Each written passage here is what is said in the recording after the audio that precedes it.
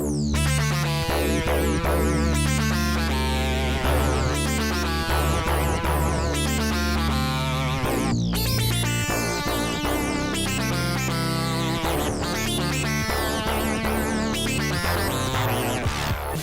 Gundam style. Oppa Gundam style. We're back at it again with another one of these. We're still doing the thing. We're still witnessing war crimes. Having the shit beat out of us again and again by emotional things happening. This show about robots is very emotional. There's a lot in this show, isn't there, Morg? There's a lot going on. So the show, there's a lot happening. So let's just get right into it, maybe. Let's just hit it. So starting off this batch of 3, this week is episode 10, Garma's Fate. Uh-oh. Yeah, that's... Uh-oh. And, like, I knew that going in. I was like, okay, but I didn't know, you know? Like, I knew, but I didn't know. Yeah, based on the name, you can kind of tell something's not gonna go so well for a certain character. But let's see how this all pans out, huh? So, episode starts, we're at, like, the Zeon White House. We're at, like, a party at the White House. Corey in the house is there. Garma in the house. Garma in the house. He's like, there's a bunch of these older, like, fancy folk that are trying to suck up to Garma because his dad is like the king of Zeon or whatever the hell. He's like the sovereign, thank you. Yeah, he does not care for these, like, rich assholes. Yeah, no, he literally is like, these fools. These fuckers. I'm gonna go have a drink with my boyfriend instead. He said, his boyfriend! Anyway, but I actually wrote the note, Garma is gay, so he's like, I hate these fools, and he means it to all the people, but they cut right after he's, like, saying it, like, after some women are fawning over him. But actually, Garma's bi, it looks like. Maybe? Confirmed. Yeah. So, I believe it. I believe it. He goes over to Char. We see Char take his helmet off, but he doesn't take, like, the visor part off, so he just has this, like, stupid, like... He looks like a nerd.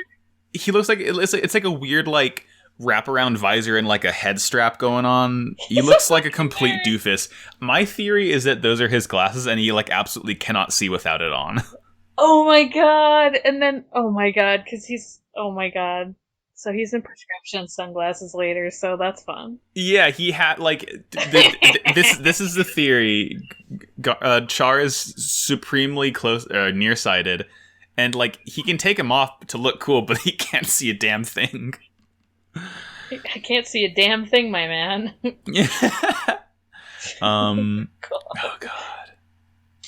But he has to see everything that's happening in this party, so he has to keep them on and look like a huge nerd, with his, like, cool little, like, cup in his cool little hand. Yeah. We meet a new character in this episode, Iselina Eschonbach. She's the daughter of, like, the former mayor of the Zeon territory, something like that. Yes, they were saying the former mayor is still there because he's, like, trying to watch after his people, even though they're Zeon people now. Mm-hmm. So they got, like, taken over by Zeon. Yeah. So there's some tension. Yeah, this is like a Romeo and Juliet sort of story. Yeah, and I kept almost writing Icelandia, so if I accidentally call her that, that's why. Ikea Eschonbach. Ikea Eschonbach. She's just got some wicked meatballs. Iselina's very cool looking. I like her character design. Yeah, me too. She's reminds me of Princess Peach. Oh yeah, I can see that. She has, like, this, like, nice poofy hair, very 80s hair. She's cool. I like her a lot. Which is a shame. Which is a shame. I realized it's a set of a Romeo and Juliet situation. Then after I said it, I was like, oh no, it really is a Romeo and Juliet situation. Yeah, sure fucking is, dog.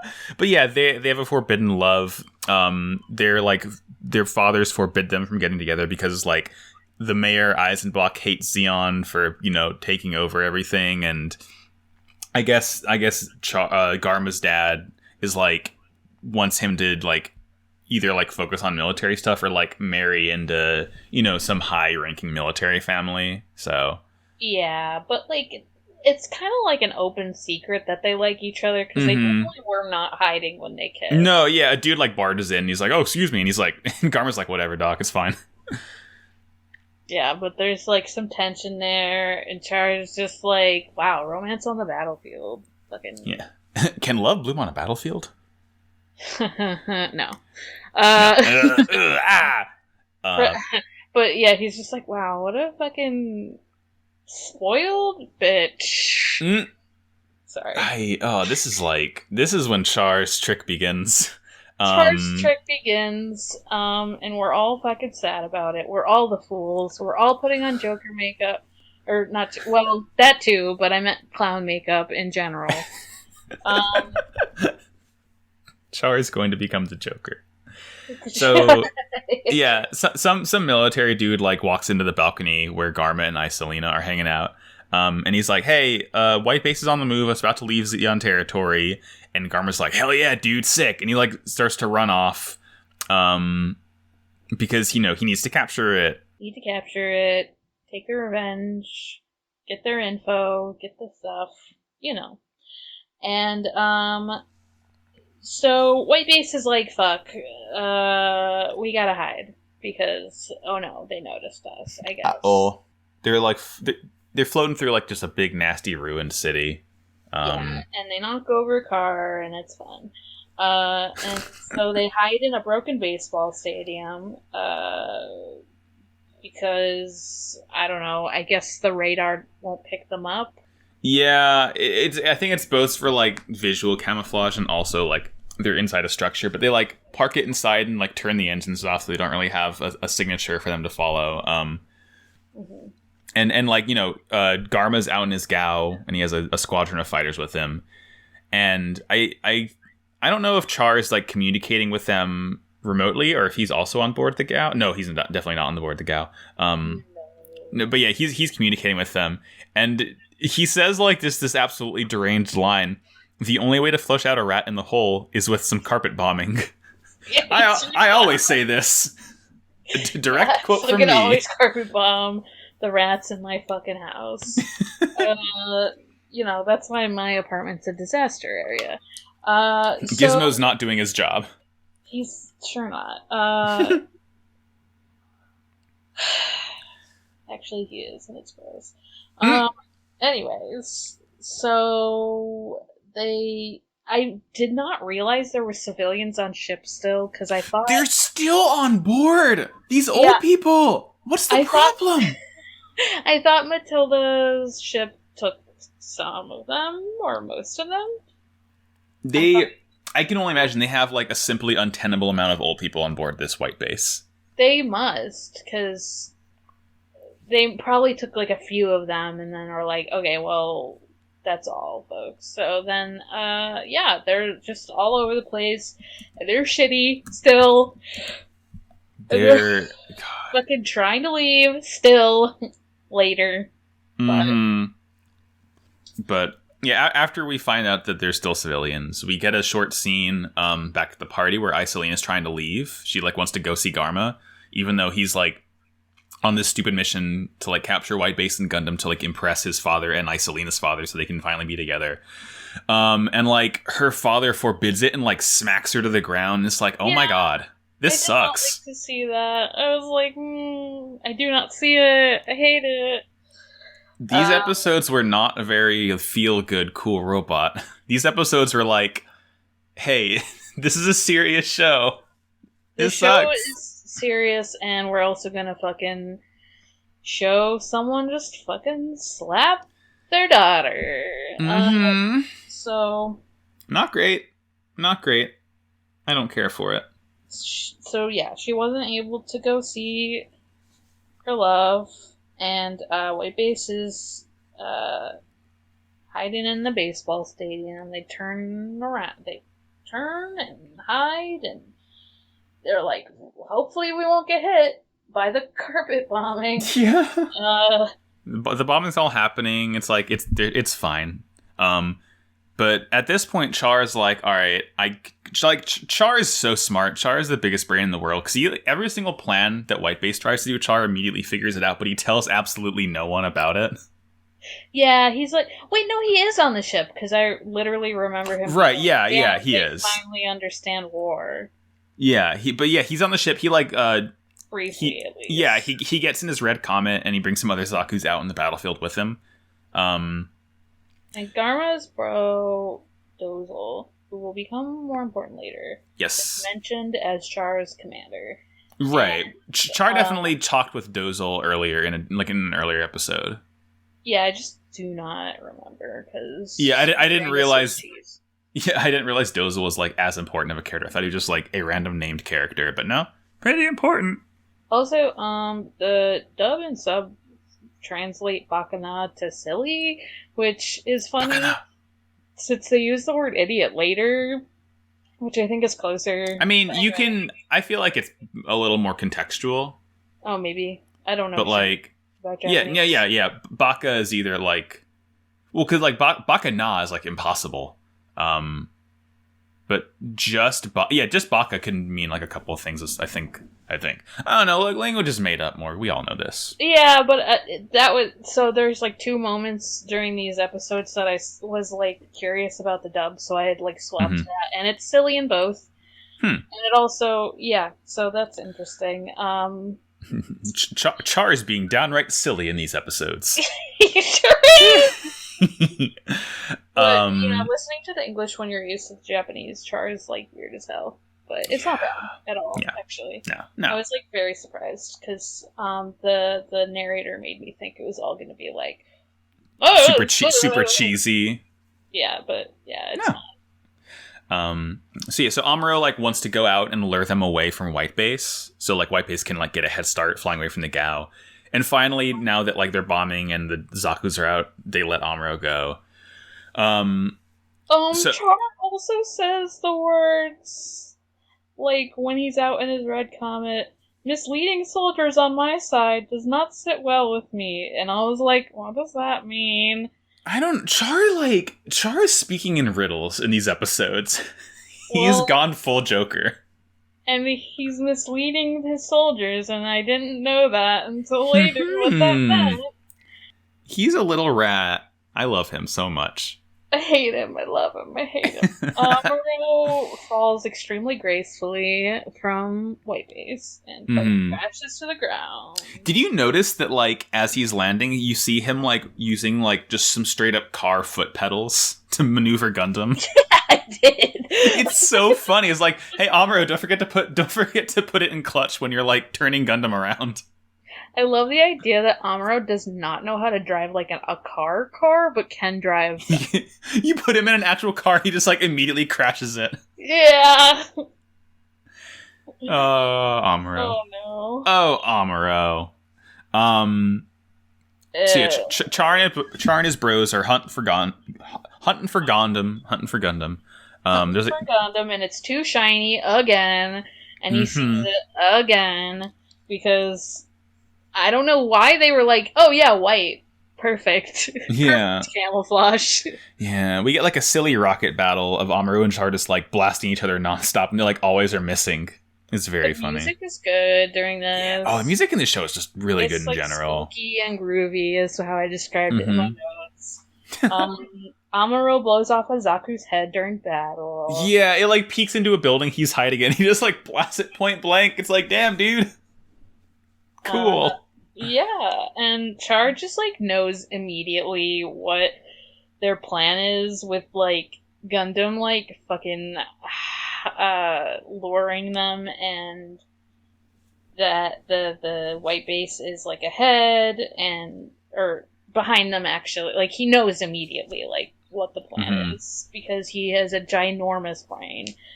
And, so that's a problem.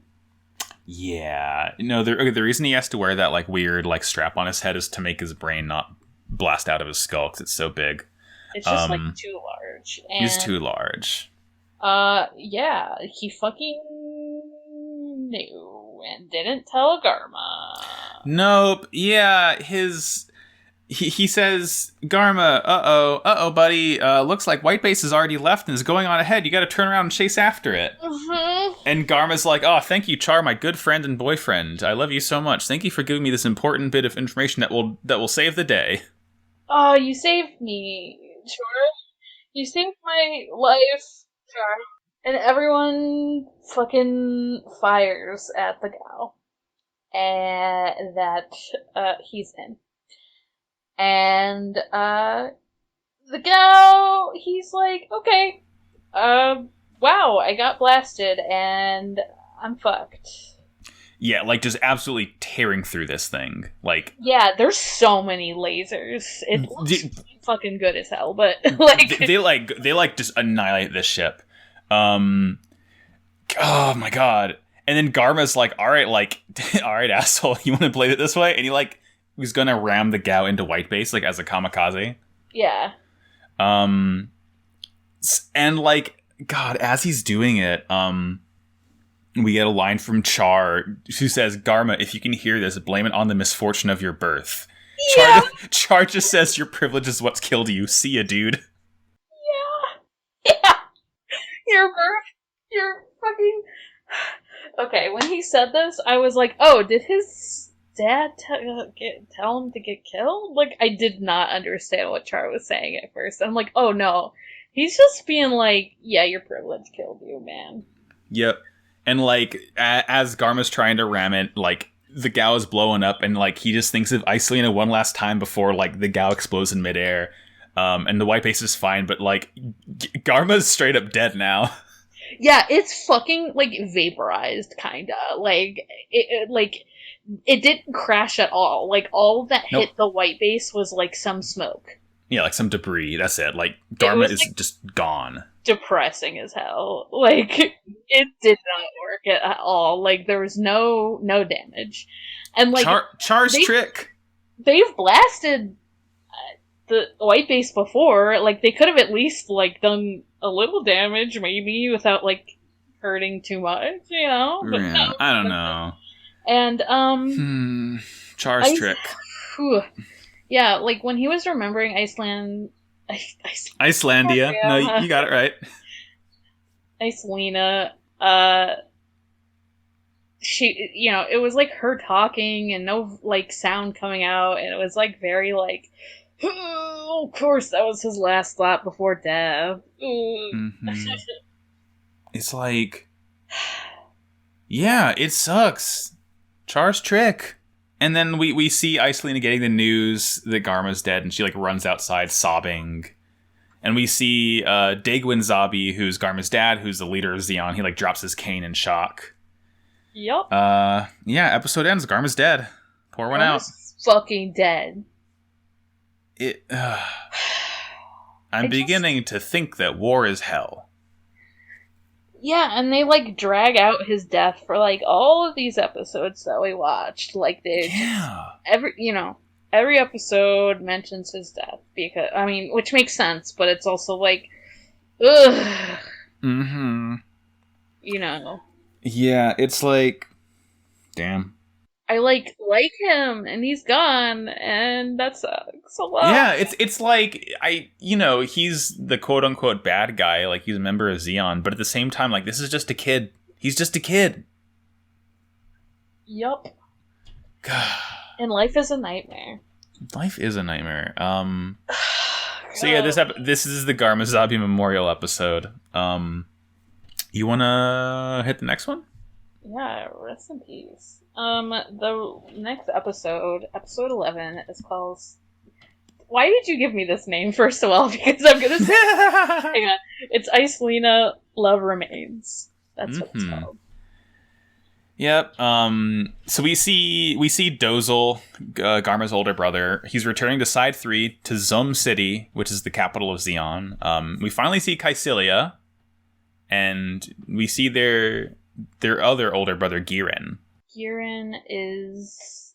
Yes. It took me a while to, like, understand who everyone was. Right. I think But- Giran is the oldest because he's like gonna be the new sovereign. Yeah. But yeah, it's a Zabi family reunion. And everyone is like, all the kids are telling Daegwon to be like, yo, we gotta fight back. We gotta have a big to-do about this. And Daegwon's is like, is it not enough for us to like just privately mourn the passing of my son? Yeah, he just wants, like, a quiet thing, but they're like, no, you're the sovereign. You gotta, like, make a big show of this. Mm-hmm. And, yeah, it's cool, though. Like, I mean, that's not cool, but, like, we get to see the Principality of Zion? Zion. Wow, that's not what I meant to say. Principality of Zion. Mm-hmm. Yeah, Daegwon says #pray for Garma. And we get to see them more now, and how there's like dozens of cities, and they're all in like tubes, kinda. It says it's like they're like really long. Oh, I have some information for you about these tubes later on. Ooh, I'm curious. Yeah, I wrote the note. Wow, Dozel's not as cute as his brother is that died. So thanks. I feel like, well, it's because Dozel's like the battle one. Dozel's the one that goes out in the field and does fighting. Giran is like the one who stays pristine inside commanding units. He doesn't get his hands dirty. I meant like they're both. I meant they're both not as cute as their dead. Oh, as no. As Garma. As Garma. I'm like, oh, I miss Garma. Me too. So we cut back to Earth. Isolina is like back in like the Zeon capital there, or whatever city they're in. She goes to Garma's room, and he has like a gigantic portrait of his face in this room, like a 10-foot tall portrait. It's so funny. I just want to like imagine him like looking at himself, like sometimes, like, I look real nice. Like, yeah. He doesn't need a mirror. He just has that. That picture is in our Discord now. Mm-hmm. It's good. It's very good. But yeah, she wants to fight too. She wants to finish the fight. Revenge. She needs vengeance for her beau. Vengeance. And she's pissed. Mm-hmm. Rightfully so. Why do I say she's quiet? I don't know. She's quiet when she's in the war room. I don't know. But they cut to Earth. They cut to, well, they're already on Earth, sorry. They cut to the White Base. Mm-hmm. And Amuro become engineer again. Yeah, they're doing like Gundam maintenance. He mentions that he's like turning the beam sabers into javelins. Yes.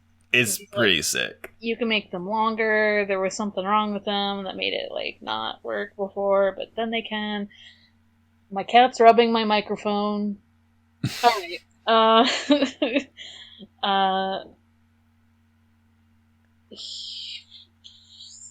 I think the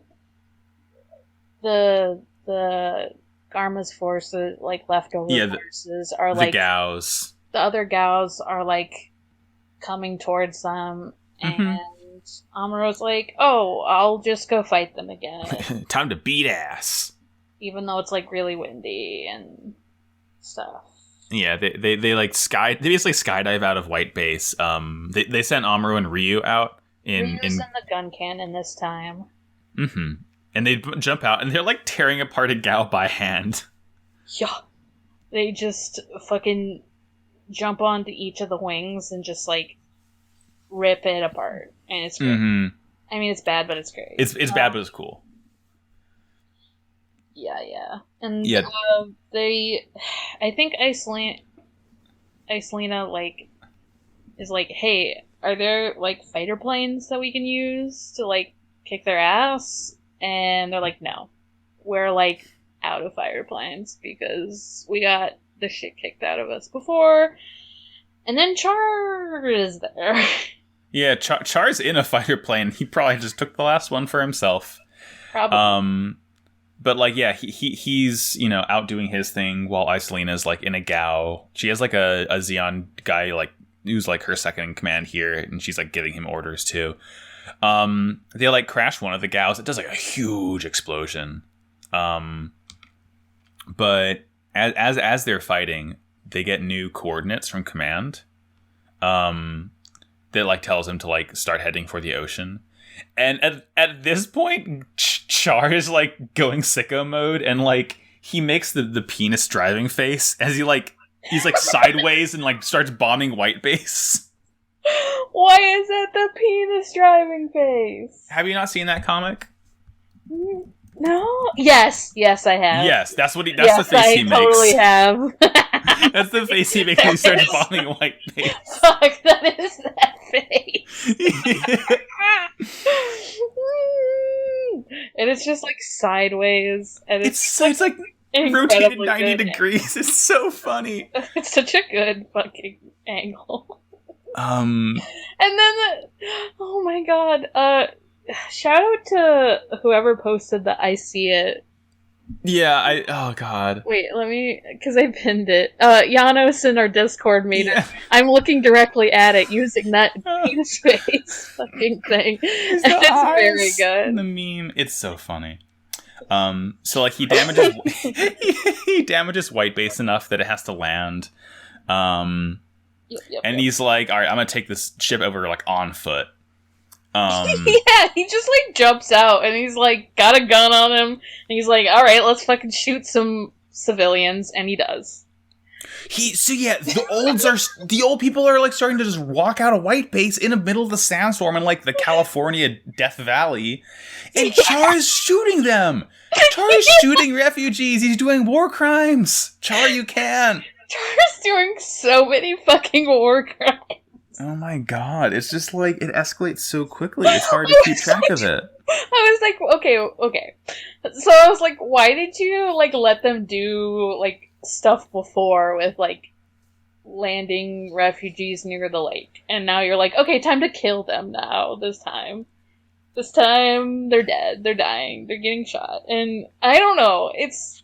I just have a lot of mixed feelings about this Char, okay? Yeah, he's like just going absolutely apeshit right now. This so-called Char. Yeah, they... I don't know. As he starts, like, Bright runs down to stop the refugees from leaving. But at that point, like, you know, Char's going sicko mode, so Bright and a couple of the other teens around start shooting at Char, which causes him to sort of fly away, but, like, a bunch of the refugees are dead now. Oops. They don't really dwell on that. They don't dwell on it, but at least they're not trying to leave anymore, at least not immediately. Yeah, not now. They maybe sort of do a little later, but yeah, it at least stops them temporarily. Like, oh, I don't really want to get shot by Char. And fair enough. But yeah, my notes definitely say the words, why do the refugees suck so much? Yeah, I don't understand, like, I sympathize with them, but in this, in this exact situation, you're literally walking to your death. Don't do that.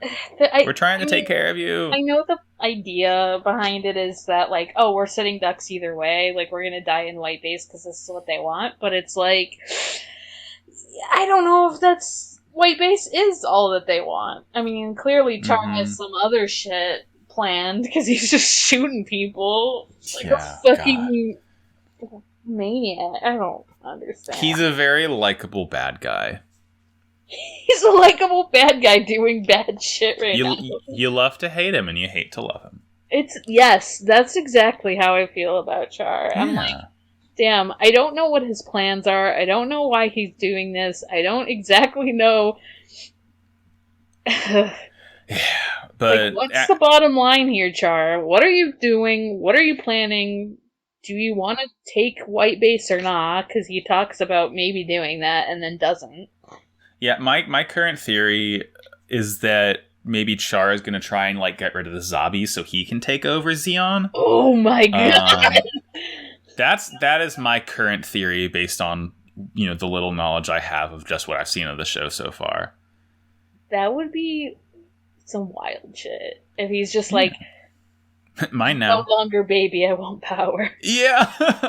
But we cut over after he flies off. We cut back to the Zabi family, and they're like arguing whether or not to do a big state funeral or not. And like all that Dagwin agrees to is like, all right, we'll demote Char for now. Like because they know at this point that it was basically Char's orders that led Garma to his death, but they don't know that like he directly got him killed. Yeah. They just think it was, like, as a result of his command, not that, like, Char straight up killed Garma. They don't think... Yeah, they're like... It seems like they think, like, yeah, either he commanded him to do that, or, like, didn't help him when he was getting fucking fired on, or... I don't know, but... They didn't know that, fucking Char was cackling when Garma was getting killed. Oops. Nobody's nerfed. Like, well, that's one way to break up with someone. Got him. So, back at the battlefield, Amuro jumps back up into the sky to the Gaus. We get to see his really cool beam javelins now, because he's just, like, running across the Gao, like, cutting it in half. They're sick! It's so cool! Look, swords are cool, but spears are even cooler. You can spin a spear around real cool. And he's just, like, grabbing it, just, like, running ahead, and he just straight up cuts the Gao in half hamburger style. Yeah. He cuts, like, it's sick. the head, the front part of it off. And the javelin's, like, this round thing with, like, 3 spikes jutting out of it, and all made out of beam, and I'm like, I don't know how that's possible, but I like it. I like it a lot. I don't need to know the physics of it. It just works. I guess it's the same thing about, like, how does a beam saber happen? How does a lightsaber beam saber? It just do. But the last Gao is, like, blasting him, and his shield's melting, and Icelina's like, okay, time to fucking ram the Gundam. It worked so well when Garma tried it. Except she succeeded! She succeeded. She, like, Amuro's damaged. She can't really move the Gundam right now. Yeah. And like, in this, like, struggle, the Zeon commander that was with Icelina is dead. And Lieutenant Doroto, he died. Rip to a real one. And Icelina is like, all right, like, I'm gonna get out and take care of this myself. So she just, like, grabs his gun and, like, exits the Gao too. Yep. And God, this part is like, she's just like, time to take vengeance. And so Amuro, like, crawls out of the Gundam because he's, I don't know, probably gonna try to fix it or something. Yeah, he can't move in it right now. Yeah, he's trying to leave. Icelina is also crawling out of the Gao, and she has a gun, and she's like, I must take vengeance on you for killing Garma. And he's like, vengeance on me? And she points the gun at him, but then she faints or slips. So it wasn't clear to me when I watched it, but, like, she basically, like, is like, she falls off the Gao. She falls off the Gao, like, the gun, like, when she's falling, the gun, like, points straight up, and she falls to her death, like, off the Gao. Yeah, she, like, lands on her head and, like, breaks her neck, I guess. Oops. Yeah. Like, oh my god, this shows shows a lot to handle. And it's just, like, a lot for me, because Amuro is just like, I wonder what her name was, even though we've known. Right. He like, all he knows is that this woman shows up saying that she needs to get vengeance on him, and then she dies in front of him without him doing anything. So, like, this poor kid is going through so much. Like, poor Icelina, poor Garma, poor Amuro. It's like, war is wreaking havoc on these people's psyches. Yeah, but it's like her episode, kinda. But, yeah. Like, we don't know her name. You know, she's just like some nameless person. And it's like, but she, like, even for just one like, she's in the show for 2 episodes, and she gets, like, a pretty complete arc just, like, based on this. Oh, for sure. This show is, like, really well written. Yeah. I was surprised at how much I cared about her, and how I was just like, fuck, when she died. Yeah. And yeah, it sucks. Char is there at some point, seeing, like, does Char see her fall? I don't know, but Char says something like, you can't rely on others, and I don't know why. Yeah, because you're the person who's, like, betraying them all, Char. But all the rest of the refugees are like walking out of White Base, and I guess they see like some tanks coming towards them that are Federation tanks, and they're like, "We're saved, yay!" And then we like pan over to the teens who are like digging a grave for Isolina. Yeah.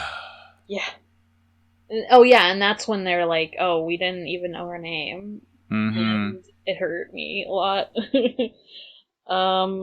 Yeah. So war is hell, Avi. War is hell. Amura's still fonking about all this vengeance, having a normal one about it. And he continues to have a normal one into episode 12. So that's a fun time. The Threat of Zeon.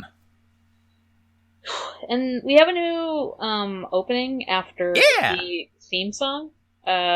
So, because every time, like, we see the theme song, and then it's like, you know, the year is 0079, and this is what happened. But they changed it to, like, Zabi family seeks to impose rule over the people, all of humanity, essentially.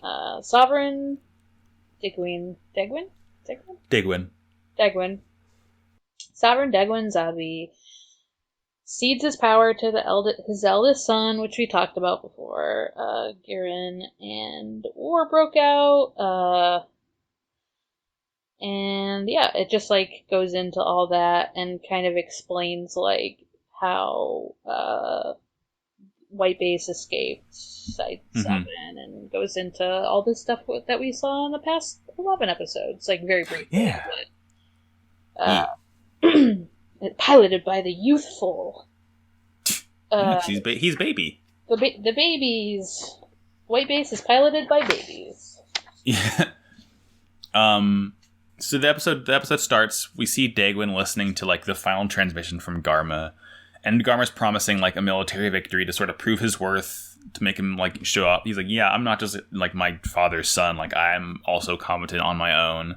It's not just nepotism that got me this position, is essentially what he's saying. And he, because he wants to prove his position, and I think he was, like, supposed to do that, come back, and then, like, be promoted, I think is what it seemed like, because he was going to be, like, promoted and the head of his brother, Dazzle.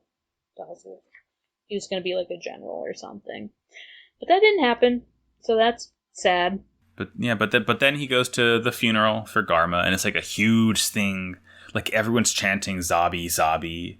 It's like kind of freaky almost. It's a lot.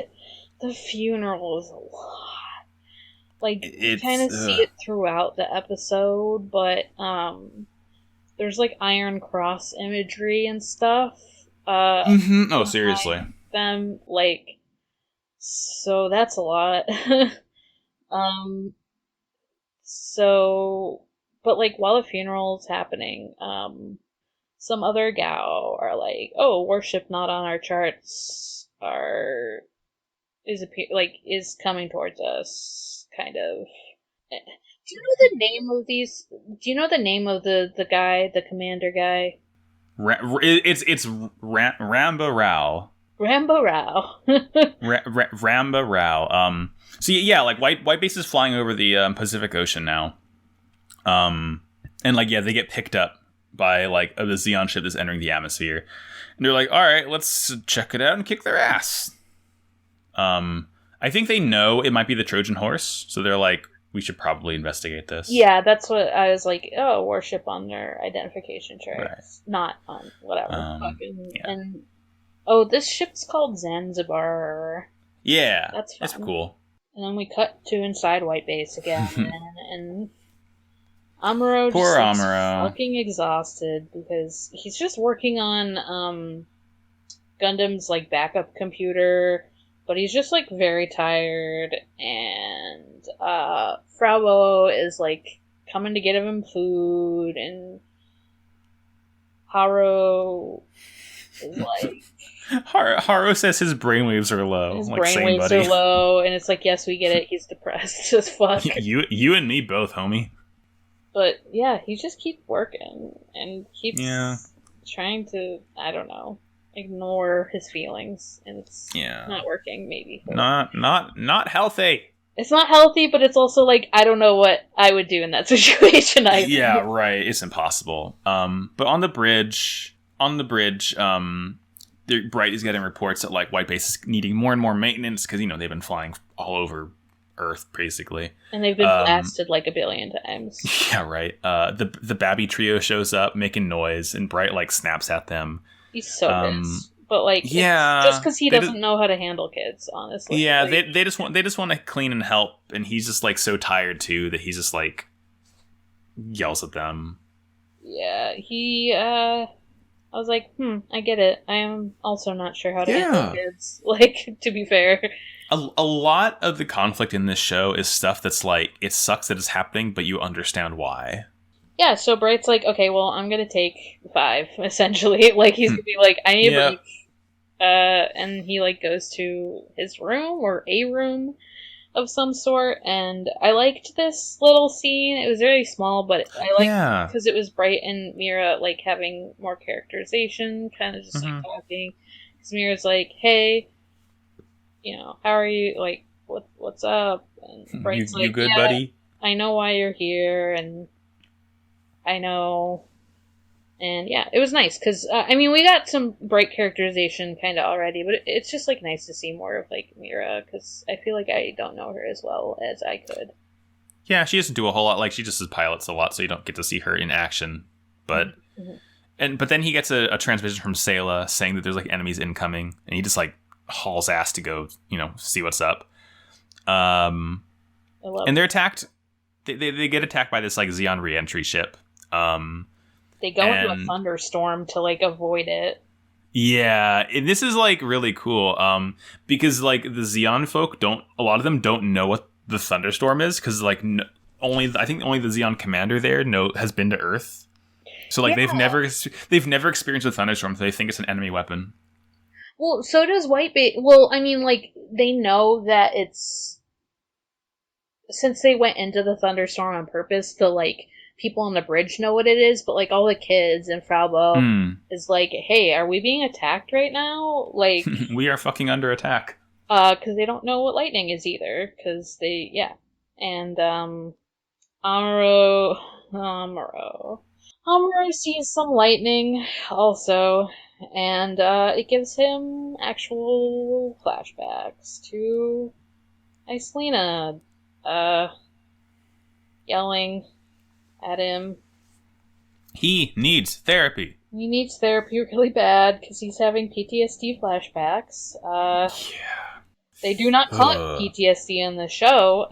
They refuse It is clear what it is, though. They are like, this is not what he's having, but it is. My man's having war flashbacks. Then the Xeon can't use radar to find White Base. Mm-hmm. They're like wasting Minovsky particles trying to fly through the storm, so they like find a little rock to land on. Mm-hmm. And Amuro needs to be sent out in Gundam again, but he feels like he's suffocating in a helmet. Yeah, we see Ryu walk into his room and his pupils are gone. He's just like standing there like with a completely blank expression. It's so freaky. Because, yeah, he has a blank expression, no irises, no pupils, only fear. And Ryu, like, tries to snap him out of it, and it, like, sort of works. Because, yeah, like I was saying before, they're like, okay, we need you to go pilot Gundam. Sorry, pal, buddy, friend. So Amuro gets suited up and feels like he's suffocating and breathing heavy and freaking out in his suit. And he's freaking out in general when he's being pulled along to Gundam, and it sucks. Mm-hmm. It's just bad to see. He has to fight, but he's in no shape too. It's like, I know that the point is to keep hammering in that, like, that this sort of fighting, like, this is not tenable, but it's just like, it sucks to see every single time because I just feel so bad. Yeah.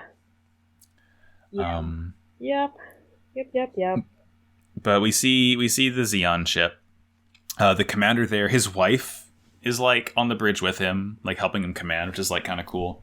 But he's like, all right, we found White Base. We're going to kick their asses. So, and then we see a new Zaku, and this thing whips, literally. Yeah, yeah, it literally does. So he's like, okay, well, wife that I don't remember if we got the name of, I don't think so. You keep commanding, and I'm gonna go on the field and battle.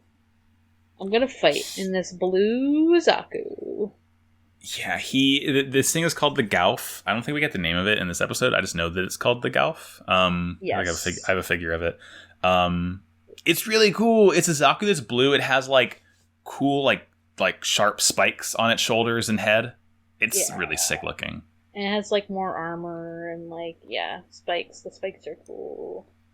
And is this when we cut back to White Base and yeah, when Amura's getting launched out.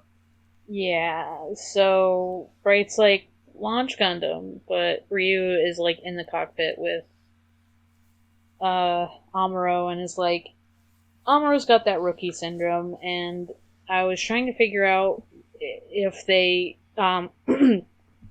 if they call it something else in the dub. Again, this is the second time I was like, what's that? And they call it battle fatigue. They're like, battle fatigue? A lot of the rookies seem to get it, Mr. Bright, is what they say. And I was like, okay, so yeah, they don't call it PTSD either. Yeah, but again, it's like completely clear what it is. He's just like completely spaced out, like he can't pay attention at all. The only thing that snaps him out of this is him getting launched out into the air.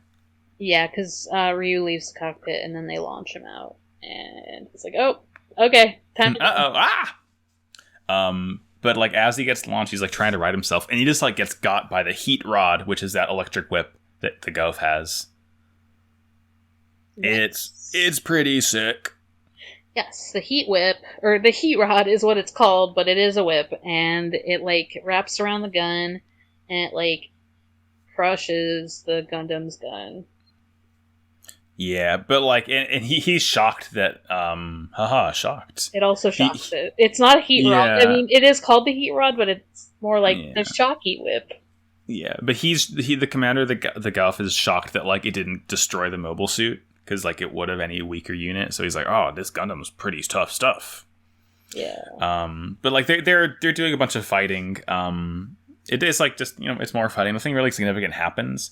But basically, Xeon retreats because there's too much covering fire from White Base. Yeah. And they like blast the floodlights to sort of blind them as they escape, so they can't be followed. I don't know. Yeah, I'm not sure either, but it was a lot for my poor sensitive blue eyes. Yeah. But yeah, they like comment like about like the Golf has more armor and power than the Zaku, but Amuro's like, they ran away, or rather, they spared us. Mm-hmm. Yeah, like he might not be able to take it, which is like, I don't know. I would still imagine the Red Comet is stronger than the Golf is, but like, maybe.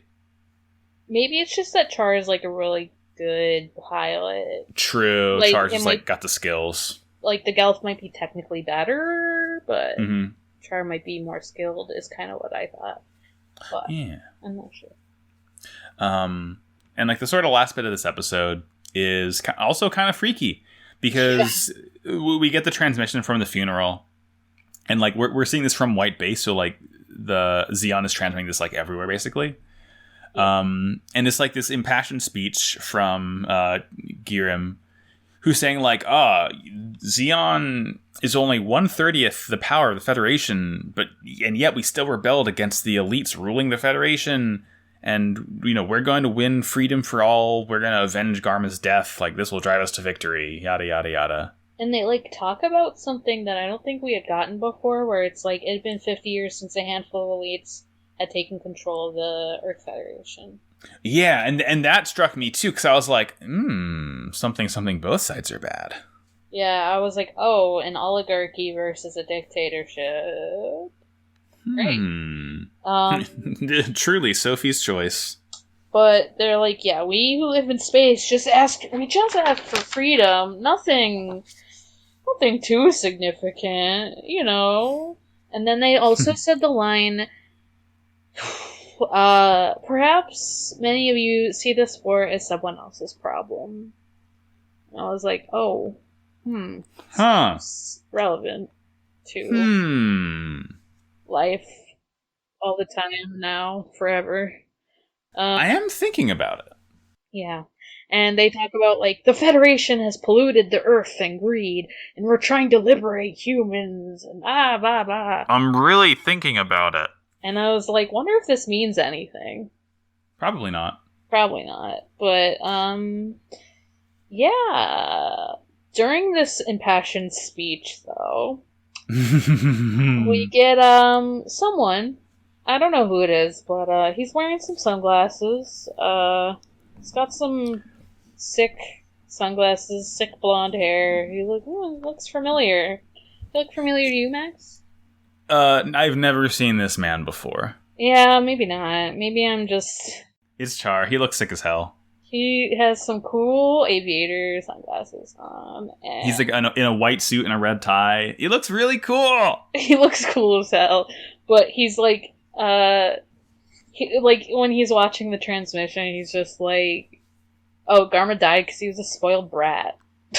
Yeah. Oof. Damn. Tell us what you really think, Char. Yeah, right. Yeah, so that's fun. And, he's at a bar?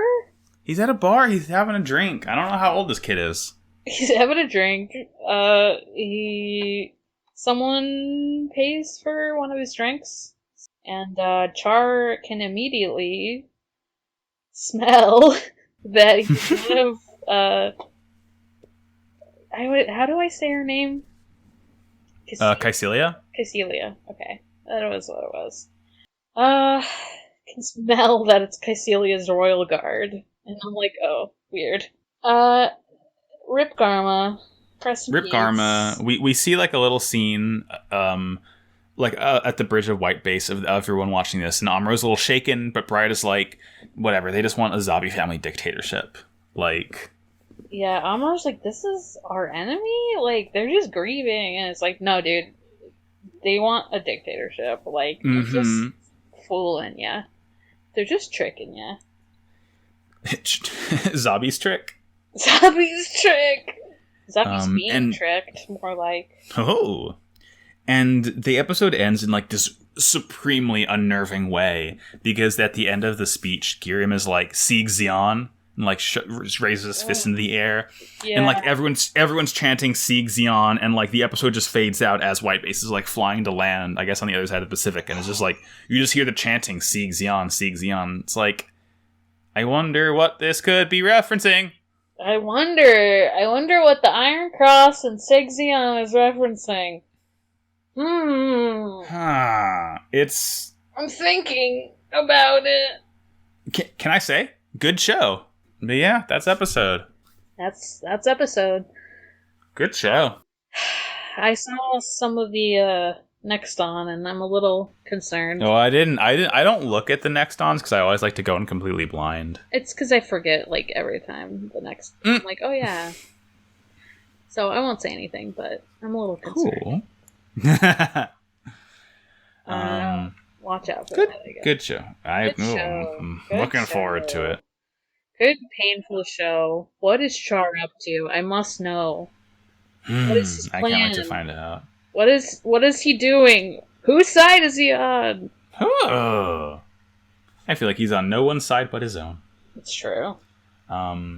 So, Morg, earlier in the episode, you did mention that you wanted to know what was up with the cylinders, or the tubes, or whatever you called it. Yeah. The tubes that everyone lives on, where, like, they all kind of live on, like, the walls of them. Mm-hmm. Well, let me tell you, Morg, about O'Neill cylinders. So, these things, this is, like, a pretty decently important concept in sci-fi, of the whole, how are we going to solve the problem of living in space and when we can't terraform planets or whatever.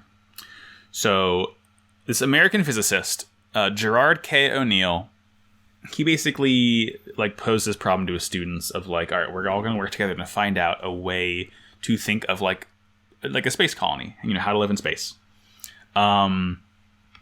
This was in like 1974, I think they started doing this. So not that long before the show came out. Yeah, they just like, ooh, let's take this new information. Yeah, he like fully detailed this concept in 1976 in his book, The High Frontier: Human Colonies in Space. But it is curious to see that in 1954, there's this German scientist, Hermann Oberth, who originally proposed like not exactly this, but like a big cylinder to live in space. And Arthur C. Clarke, like famed science fiction writer, proposed this like shortly before Gerard K. O'Neill did as well. But basically, the concept is like a big cylinder in space. You have these two counter-rotating cylinders. Think of like two cardboard like toilet paper tubes, right? And they're like rotating in opposite directions, but they're sort of joined on the ends. Mm-hmm. His like sort of specifications, they are 5 miles in diameter and 20 miles long, and that's about like 310-ish square miles of surface area on the inside. So that's like pretty good. Probably less since it's on the inside, not the outside. But this is like some really cool ideas. Artificial gravity, he said, was going to be basically provided by the rotation of the cylinder, because it's going to rotate like the same angular momentum as the Earth does. Oh. So yeah, it's a very, very cool idea, right? He proposed like a large architecture ring 20 meters in diameter that's like built only for making food for the colonies, because like that's how you would solve that problem. Okay. But basically it's so you mentioned that there's like strips sort of like within the tube. So I thought you did. Maybe I just made that up in my head because this is how he outlined it. But I might have. I don't remember. So imagine you separate the inside of the tube into 6 sections, like equal width. 3 of those alternating are the land sections, and 3 of those are windows.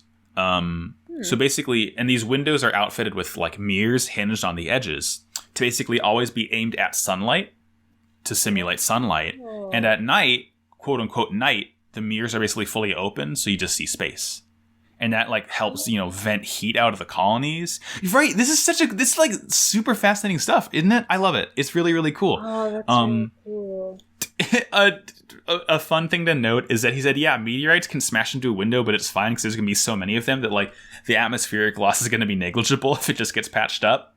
So many of the windows. Okay. I was going to say, I thought you were saying it's not like one gigantic pane. That'd be funny though. I thought you were saying there's so many of the tubes that it would be fine if one of them got hit. I was like, oh, okay.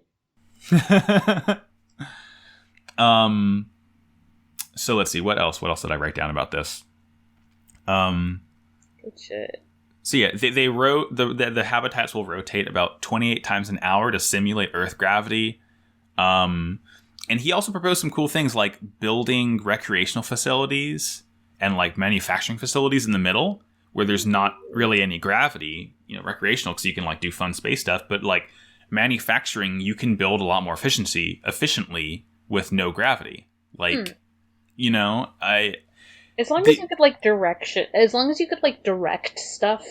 Right. Because I feel like that could still be kind of an issue, like not having gravity and shit like flying away from you would be troubling. He proposed a cool thing where they would use gyroscopic movement to keep the facility angled towards the sun.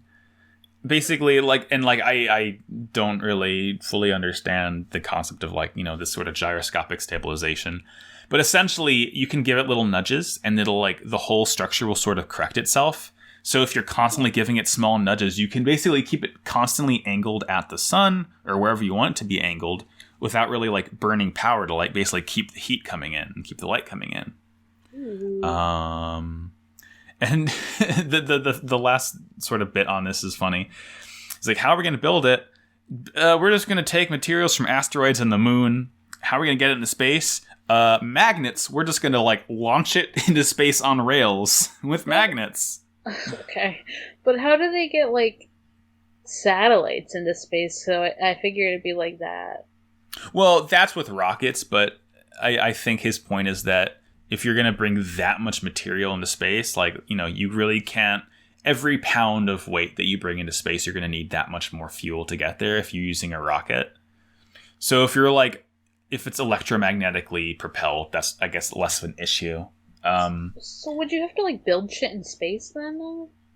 Yeah. That seems hard. Right, yeah. This is presuming a lot of things, more so that you're able to get into space reliably and work in space in the first place. Yeah, I mean, I guess that's why a lot of sci-fi tends to lean on a lot of terraforming stuff now, maybe. Right. I mean, look, I dare say that I would say that building this is better than terraforming, because this is like... so too, because a lot of times there's a lot of presumptions with terraforming, and that there aren't, like, already stuff living there, and there aren't already, like, there's a lot of presumptions with terraforming. But, as we all know from Animal Crossing, terraforming is a lot harder than it seems. God. Yeah.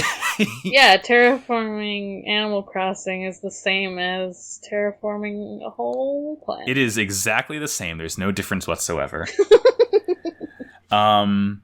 But yeah, that's the O'Neill cylinder. I'm glad that you like asked about it earlier in the episode, because I hadn't told you about this beforehand. I was just going to surprise you, so I'm glad that we were able to lead into it organically like that. No, it's cool. It's good shit. I love, like, weird, like, sci-fi / theoretical science shit like this. So it's cool. No, I love sci-fi. I took a sci-fi class in college, and just like, too. Oh hell yeah. It's just cool to see, like, what people thought about the future when they were in the past. Yeah, I mean, there's, like, this, there's this definition of sci-fi. I mean, there's multiple definitions, but one of the ones that we got in the class was it's a distortion of the present, and I think that's very interesting. That's one I always, like, remember, even if I don't, you know, like, there's definitely more nuance than that, but... That's actually a really interesting way to put it, because the definition that I always sort of think of is that, like, what if humanity plus technology? Yeah. Yeah. Which I guess is, like, a more basic one than yours, but... I mean, sci-fi is cool. We're doing a whole show about it. Yeah, mine's, like, a sci-fi writer, Samuel R. Delaney, I believe his name is. He did a lot of books, like... shit. Like, he's a real smart guy. He's the one that came up with the definition, and cool. I always think it's one I always remember, just because it's like, yeah, I mean, you kind of only know about what's happening now, and you're thinking about the problems now, so yeah, you're thinking of solutions for what's happening in this current moment and what could happen, so it's a distortion of what's happening now, a distortion of the present. Yeah, so it's just interesting, and it's interesting to see what people thought the future was going to be like, and some things they write about more than others. Yeah. I just think it's really cool bringing this up when this, like, was published, like, 3 years before Gundam was made. So, like, they, like, jumped on this real quick. Yeah, that's really cool. But yeah, you know, I guess my main point here is read some good sci-fi books. I need to read more. Read the Imperial Radic trilogy by Ann Leckie, because it's sci-fi, but it's about gender. It's good. Oh hell yeah, dude! It's oh my god, it's a really good series. I'll link you the books later. Yes, please do, because that's my shit. Obviously, as a non-binary person into sci-fi.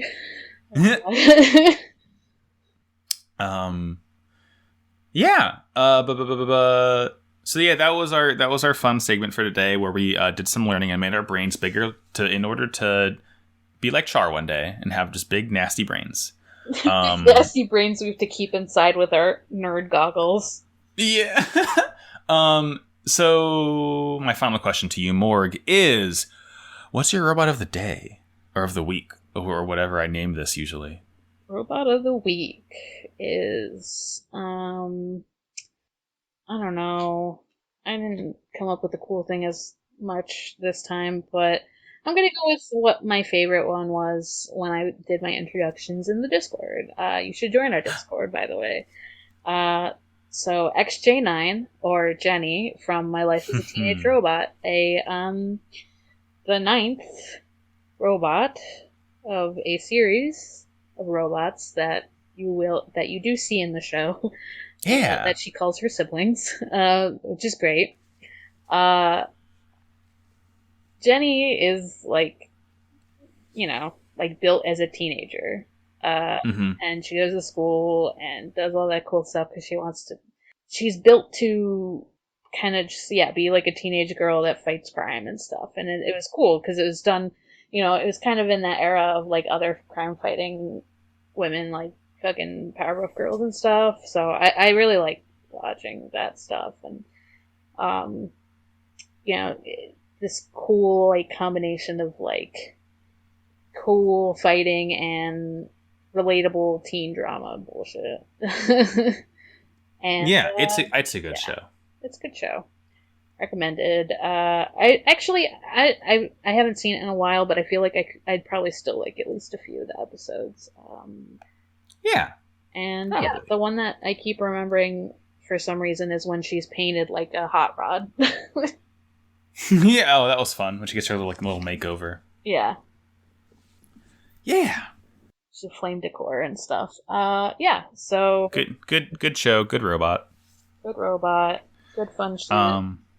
Yeah. Speaking of fun shit, where can we find you on the internet, Morg? You can find me at Haunting the Morgue. That's Haunting the MORG on Twitter. Also Tumblr, but I don't use that as much.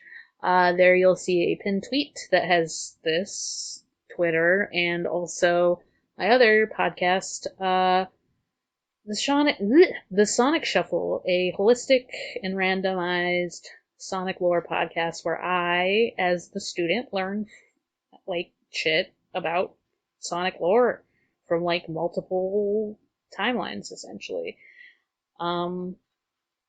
And also, by the time you hear this, I will have also been on an episode of City Girls Make Do, a fucking Sex and the City podcast done by our friends Steph and Alex, and it was a good one, so please listen, even if you aren't like, I know there's probably not I know there's some crossover between like Sex and the City and Gundam, shockingly, because I know I know at least Quinn is in both Discords.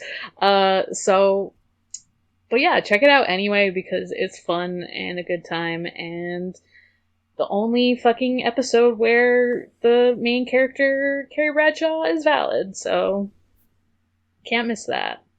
And I'm righteous. And I'm Max, and you can find me on Twitter at MaxyBajillion, and you can find my other show, Pod of Greed, which is the only Yu-Gi-Oh podcast sponsored by Kaiba Corp, at twitter.com/podofgreedcast or podofgreed.tumblr.com. Yu-Gi-Oh's good, Gundam's good, Sonic's good, a lot of podcasts. 2020, year of the podcast. Sonic's debatable. So, some of Sonic is good. Yes, I like learning about it. Anyway. Yeah, learning is fun. And you can find this show on Twitter at WowCoolPodcast. And there's a link to our Discord in there where you can hang out and talk about Gundams or talk about whatever, because like it wouldn't be as cool if you only had to talk about Gundams. Yeah, please talk about other shit. Like someone talking about some bike show that I don't know. Yoa Mushi Pedal. Show about bikes. I hear it's a good manga. Well, I think that'll do it for today. Yes. This is a good one. We're settling a new groove with this show, both with Gundam and with this podcast. It's only going to get better from here. I hope so. Oh, God, my shoulders hurt. I'm sunburned. I was sitting on the deck for way too long last night. Rest in peace, me. Rest in peace, Garma. Hey, Morg, did you know that war is bad? Wow, cool robot.